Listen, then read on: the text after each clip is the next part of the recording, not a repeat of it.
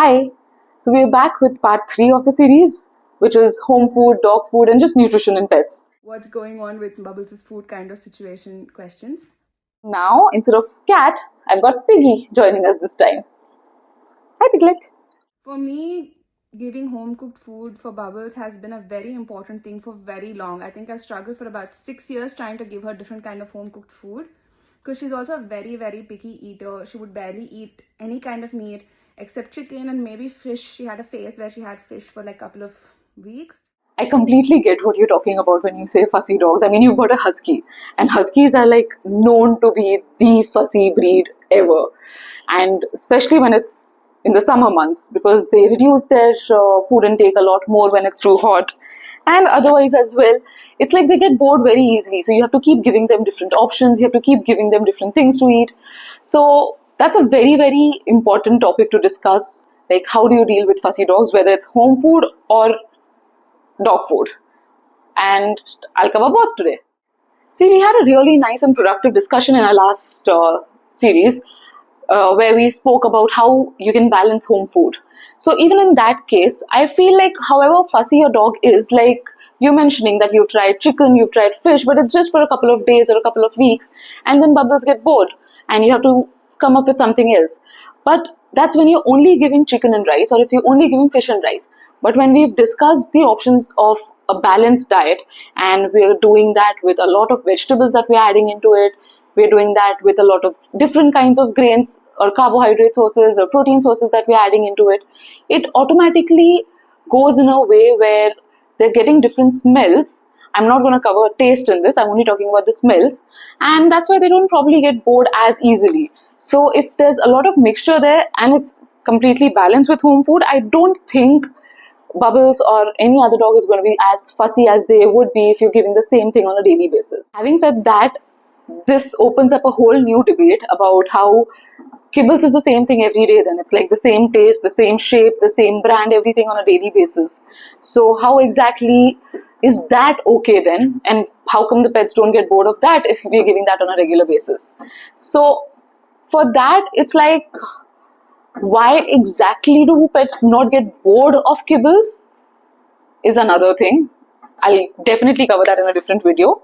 But as far as the fussiness is concerned, if your pet is on just kibbles or on just dry food, there are a lot of options available to take care of their fussy nature. You know, you add a lot of toppers.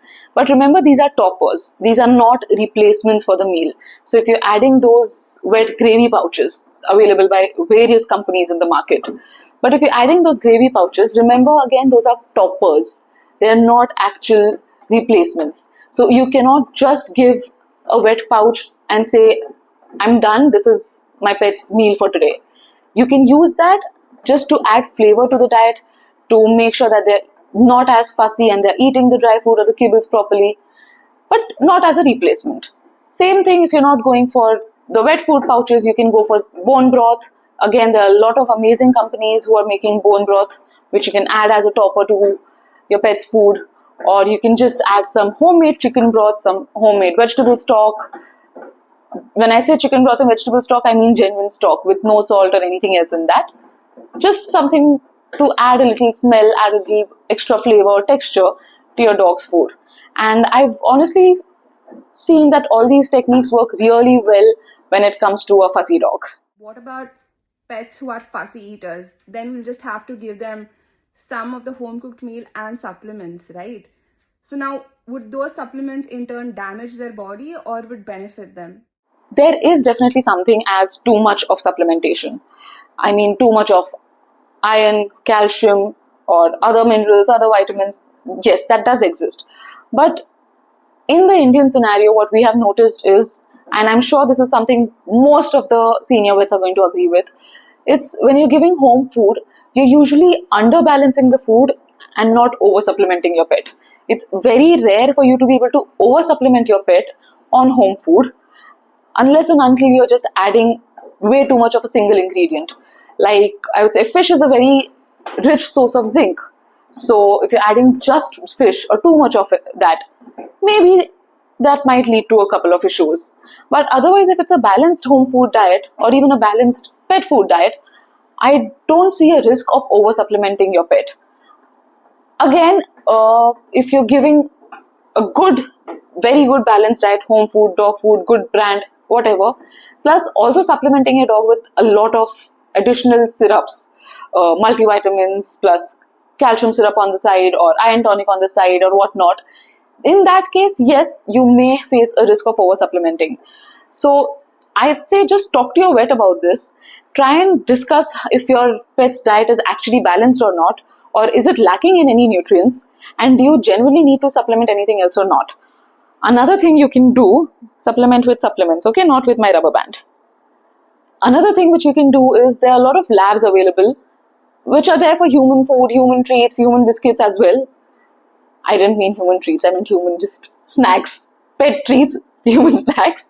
But there are a lot of labs available where you can get your dog's food tested to see if it is, like my favorite word, if it is balanced or not. Does it have the appropriate amount of all the vitamins which are required, all the minerals which are required, all the other nutrients which are required? If it does, then you don't need to supplement other than that at all. If it doesn't, then discuss this with your vet, see where exactly the meal is lacking, and then we can talk about what else needs to be added to it. The nutrition series is not done yet. We still have a lot more videos coming in this, because this I feel is like a never ending topic and has so much that I can cover. So stay tuned for a lot more that's going to be coming in the upcoming weeks. And again, don't forget to like, share, and subscribe.